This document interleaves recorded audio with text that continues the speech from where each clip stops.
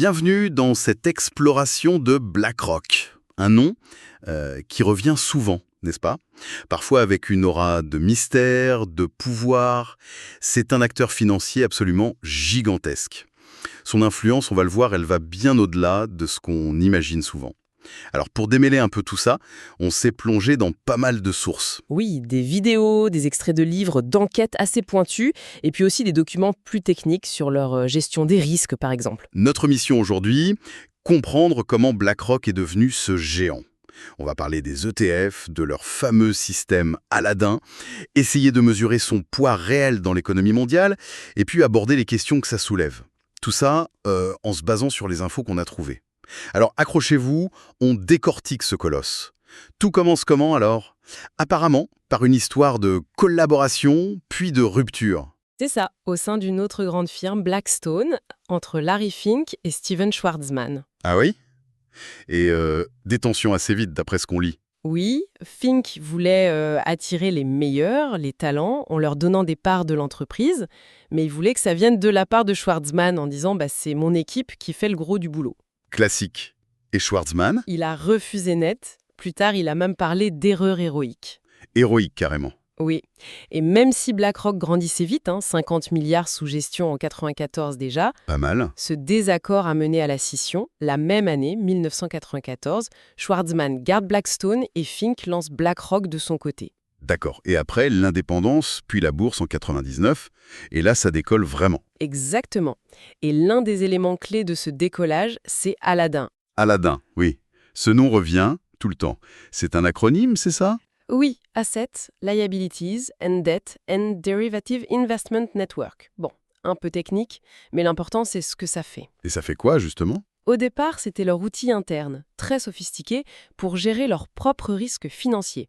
Mais l'idée de génie, ça a été de le vendre. De le vendre. À qui? À leurs concurrents, à leurs clients, à tout le monde en fait. C'est devenu une référence à Wall Street, une vraie machine à cash pour BlackRock. Une arme secrète qu'ils vendent à leurs rivaux. C'est particulier comme stratégie. Mais comment ça marche concrètement? Alors, il faut imaginer un système qui mouline en permanence des quantités astronomiques de données financières. Il évalue les risques sur des portefeuilles d'investissement hyper complexes. Il aide les gestionnaires à décider et à anticiper les pépins.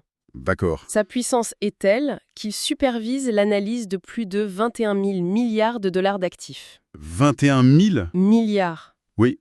Pour donner une échelle, c'est plus que le PIB annuel des États-Unis.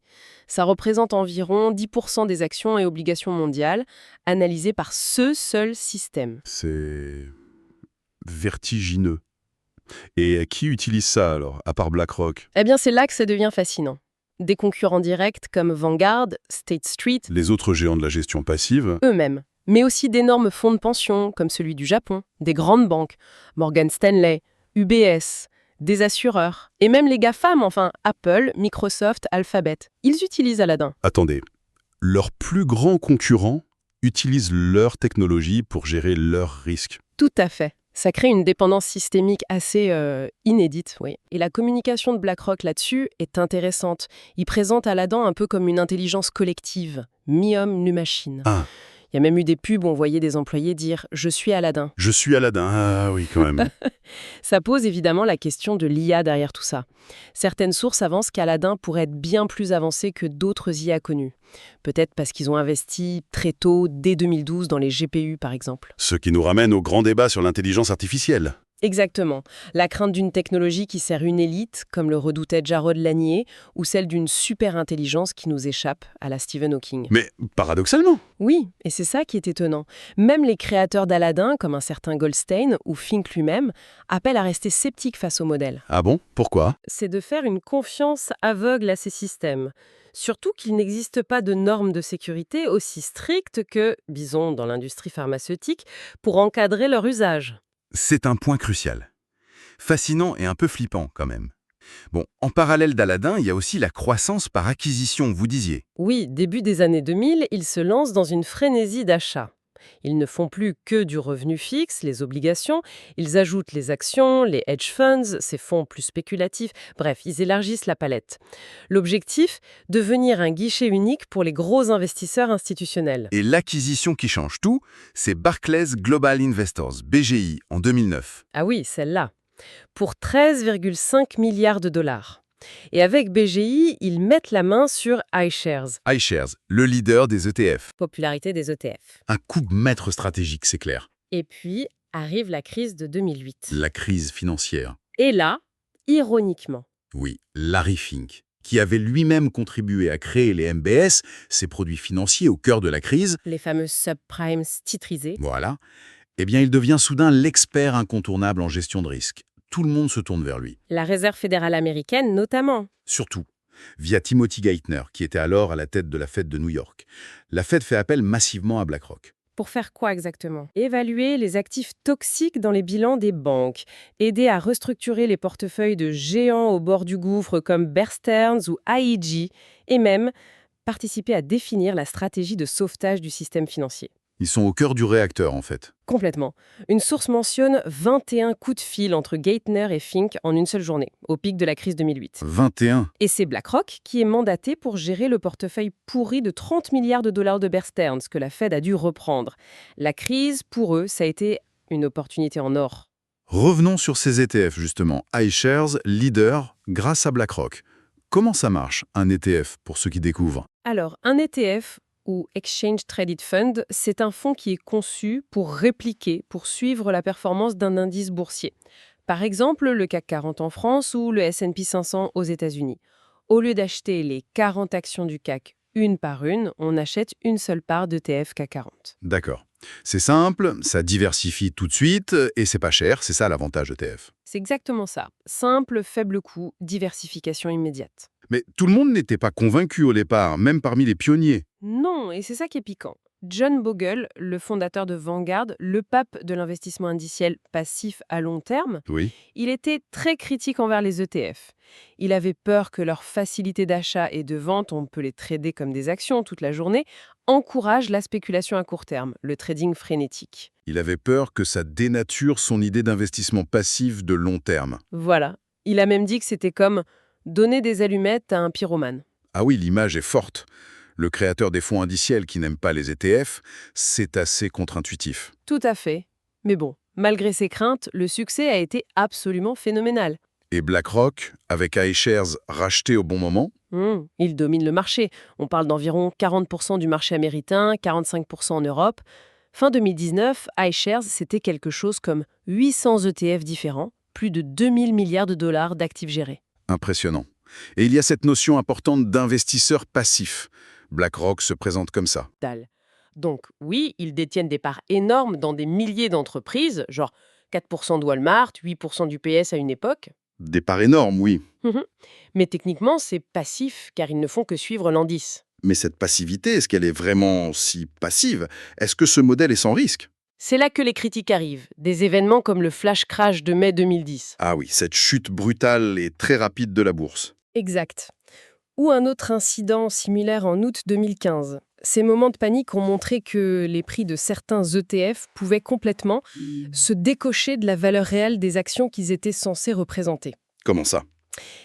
Un ETF sur le S&P 500 pouvait chuter de 20% en quelques minutes, alors que l'indice lui-même baissait beaucoup moins. Ça a jeté un doute sur la fiabilité de ces instruments en cas de stress extrême sur les marchés. Et la réponse de BlackRock? Eux, ils ont plutôt mis ça sur le compte des bugs techniques des plateformes boursières, des systèmes d'échange, pas sur la structure des ETF eux-mêmes. D'accord. Mais bon, cette taille gigantesque, même si elle est bâtie sur du passif, ça leur donne une influence considérable, j'imagine. Ah bah oui, évidemment.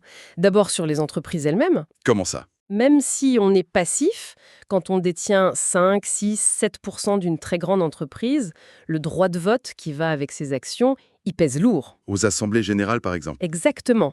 Et ça touche à tout. La rémunération des dirigeants, la stratégie environnementale, les plans sociaux, les restructurations.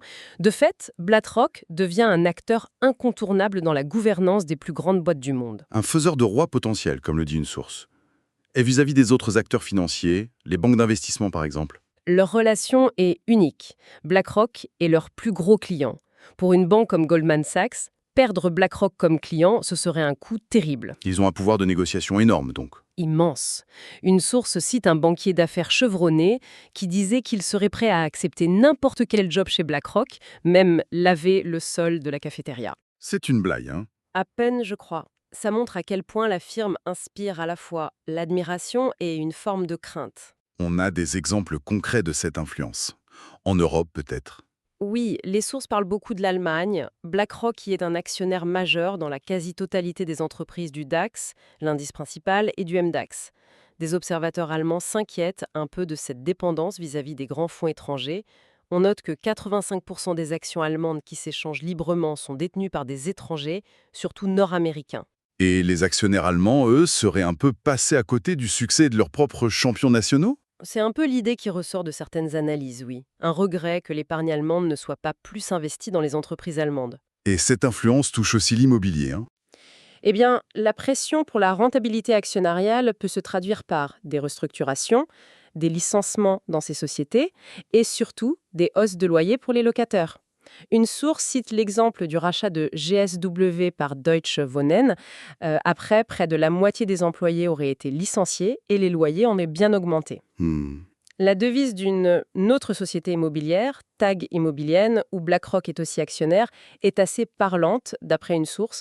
Nous faisons de la place pour la rentabilité. Faire de la place pour la rentabilité, ça a le mérite d'être clair. Bon, cette influence économique énorme, est-ce qu'elle se double aussi d'une influence politique? Les sources parlent beaucoup de liens étroits, de conflits d'intérêts potentiels. Oui, c'est vraiment un point central des critiques et des inquiétudes. D'abord, la proximité historique entre Larry Fink et des figures clés du pouvoir américain. On a parlé de Timothy Geithner. Il devient secrétaire au Trésor sous Obama, juste après avoir dirigé la Fed de New York pendant la crise, où il a énormément collaboré avec BlackRock, alors qu'il n'avait pas d'expérience bancaire avant ça. Ça interroge. Et puis, il y a les mandats que BlackRock a obtenus après la crise. Exactement. Les mandats de conseil confiés par la Fed, mais aussi par la Banque centrale européenne ou par des gouvernements en difficulté comme la Grèce, l'Irlande, ça a suscité pas mal de critiques. Des gens comme le sénateur républicain Charles Grassley ou l'inspecteur général chargé de superviser le plan de sauvetage Neil Barofsky. Qu'est-ce qu'il reprochait? Le risque énorme de conflit d'intérêts. BlackRock se retrouve à conseiller les institutions publiques sur quels actifs acheter ou vendre, tout en étant un acteur majeur sur ces mêmes marchés. Ils sont juges et partis, en quelque sorte. C'est ça le risque pointé. Comment être sûr qu'ils n'utilisent pas les informations ultra sensibles obtenues dans leur rôle de conseil pour réaliser des profits sur les marchés avec leurs autres activités? C'est une question légitime. Est-ce qu'il y a eu des affaires concrètes où ce genre de problème s'est posé? Oui, il y a eu quelques cas qui ont fait du bruit. L'affaire Daniel Rice III, par exemple. Racontez-nous. C'était un gestionnaire de fonds spécialisé dans l'énergie chez BlackRock. Il a cofondé une entreprise, Rice Energy, et ensuite, les fonds qu'il gérait chez BlackRock ont investi massivement dans cette même entreprise. Ah oui, le conflit d'intérêts semble assez évident. Il n'a pas été correctement divulgué aux investisseurs des fonds. Ça s'est terminé par un accord de 12 millions de dollars avec la SEC, le gendarme boursier américain. Bon, BlackRock n'a pas reconnu sa culpabilité, comme souvent dans ces accords. D'accord. D'autres exemples? Il y a eu aussi un cas de délit d'initié impliquant un employé au Royaume-Uni, Mark Lyons, qui a été condamné. Ce sont des affaires qui ternissent un peu l'image, forcément. Et le lobbying? L'influence plus directe sur les politiques? Ça joue un rôle aussi, bien sûr. En Allemagne, une figure politique très connue, Friedrich Merz, a été président du conseil de surveillance de BlackRock Allemagne pendant un temps. D'accord. Et en France? En France, plusieurs sources soulignent des liens assez étroits entre BlackRock et l'administration Macron, notamment autour de la réforme des retraites. Pourquoi? Parce que certains y voient une opportunité pour développer les fonds de pension privés, un marché que BlackRock cherche activement à conquérir en Europe. C'est une interprétation, bien sûr. Une interprétation qui va loin parfois, hein. Oui, une source cite même une analyse d'un think tank libertarien, le Cato Institute, qui décrit une stratégie qualifiée de léniniste par ses détracteurs, visant à utiliser la finance pour démanteler petit à petit les systèmes de sécurité sociale publique au profit de solutions privées. Carrément. C'est une vision assez radicale. C'est une vision qui existe dans certaines analyses, et puis il y a aussi le recrutement de personnalités influentes. Philippe Hildebrand, par exemple. L'ancien président de la Banque nationale suisse, qui avait dû démissionner après une affaire controversée, il a été recruté par BlackRock. Ça montre leur capacité à attirer des figures du monde politico-financier et à renforcer leur réseau. Très bien. Autre sujet qui fait beaucoup parler, le woke-capitalisme et les fameux critères ESG. Qu'est-ce que c'est exactement? Alors, ESG, ça veut dire environnementaux, sociaux et de gouvernance. Ce sont des critères pour évaluer la performance, disons, responsable ou durable d'une entreprise, au-delà du seul profit financier. Et BlackRock est très investi là-dedans. Oui, ils sont devenus un peu les champions de l'ESG, notamment via les lettres annuelles de Larry Fink, qui sont très médiatisées, et via leur pouvoir de vote dans les entreprises. Ils poussent les boîtes à adopter des politiques plus vertes, plus inclusives, plus diverses. Et ça aussi, c'est controversé. On pourrait penser que c'est une bonne chose, non? Ça dépend du point de vue. C'est critiqué sous plusieurs angles. D'abord, certains analystes y voient surtout une stratégie de communication, une sorte de verdissement d'image. Une diversion peut-être? C'est l'idée pour redorer le blason de la finance après la crise de 2008 en surfant sur des mouvements comme Occupy Wall Street, MeToo, Black Lives Matter. Se donner une image vertueuse pour faire oublier des pratiques peut-être moins reluisantes. D'accord. Une stratégie de repositionnement. Oui, et d'autres analyses, comme le rapport Terra Nova en France, cité par une source, relient ça aussi à un calcul politique de certains partis de gauche. L'idée serait de cibler de nouveaux électorats, les minorités, les jeunes urbains, les femmes plus sensibles à ces thèmes, au détriment peut-être des classes populaires traditionnelles. C'est une analyse politique intéressante.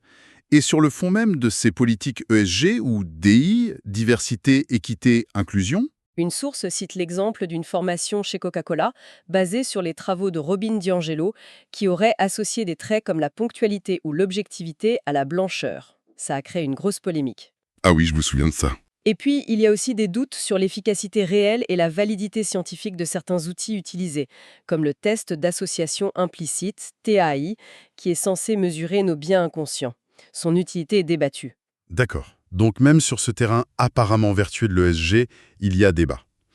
Est-ce qu'il y a d'autres pratiques de BlackRock qui posent question, même si on en parle moins? Oui, les sources mentionnent par exemple l'utilisation des dark pools.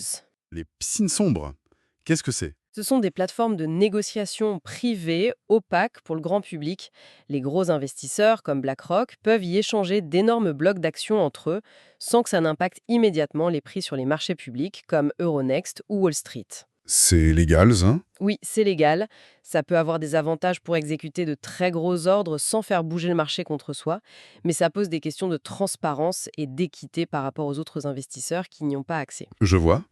Et il y a aussi cette anecdote assez folle, non? D'une acquisition presque ratée. Ah oui, ça c'est assez révélateur des risques de l'automatisation à très grande échelle. Une source rapporte qu'en 2015, BlackRock a failli racheter, par erreur, une boîte australienne de BTP, Monadelphous Group. Par erreur. Comment c'est possible? Apparemment, les algorithmes qui gèrent leurs ETF avaient mal calculé les indices qu'ils devaient suivre. Du coup, ils ont acheté tellement d'actions qu'ils ont dépassé le seuil légal de détention de 20% sans s'en rendre compte. Incroyable. Ils ont dû s'excuser platement auprès du régulateur australien. Ça montre que même avec un système aussi sophistiqué qu'Aladdin, gérer des sommes pareilles de façon automatisée, ça comporte des risques imprévus. C'est clair. Dernière question qui fâche. L'immobilier. Est-ce que BlackRock et les autres grands fonds sont responsables de la flambée des prix qui rend l'accès au logement si difficile? Ah, le grand débat. C'est complexe. D'un côté, oui, BlackRock et d'autres investissent massivement dans l'immobilier résidentiel, que ce soit en direct ou via des sociétés immobilières, et ils sont accusés de faire monter les prix, de transformer le logement en pur actif financier et de rendre l'accession à la propriété quasi impossible pour les jeunes générations. C'est l'accusation qu'on entend souvent. Oui, mais d'un autre côté, plusieurs sources nuancent très fortement cette idée. Elles soulignent que la part de marché de ces grands fonds dans l'ensemble du parc de logements reste en fait assez limitée. Ah bon? Oui, et que les vrais moteurs de la hausse des prix sont sans doute ailleurs.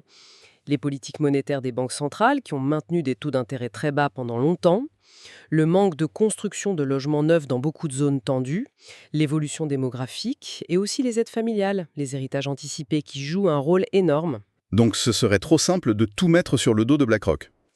C'est ce que suggèrent ces sources. Le rôle n'est pas nul, mais il serait loin d'être le facteur principal de la crise du logement. C'est un problème beaucoup plus systémique. D'accord. Alors, si on essaie de faire une synthèse de tout ça, c'est dense. BlackRock, c'est clairement une puissance financière hors norme. Née d'une scission, une croissance explosive grâce aux ETF et à sa techno Aladdin, une influence absolument partout, dans les entreprises, via ses participations passives mais énormes. Oui, et dans les sphères politiques, réglementaires, avec des liens très forts qui se sont noués, notamment depuis la crise de 2008, où ils ont joué un rôle clé.